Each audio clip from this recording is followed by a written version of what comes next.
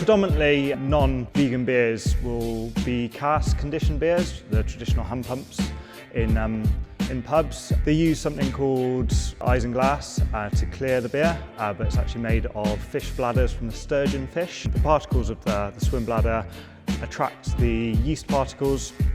They form together, make bigger and bigger clumps, and due to gravity they eventually drop out into the bottom of the barrel. So the reason why cask beers are fine and keg beers are not is because of the way that they are dispensed and cellared and stored. So cask beer undergoes secondary fermentation in the barrel. As a result, there's a little bit of yeast in there. That yeast will cause haze in a product.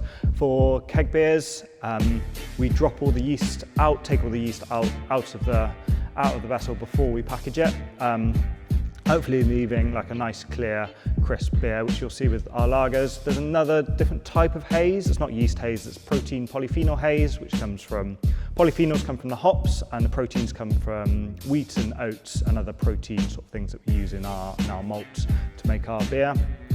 These two react together, form the clumps, like I said, about yeast, but don't form bigger and bigger clumps, so they stay as sort of like a general haze in the beer.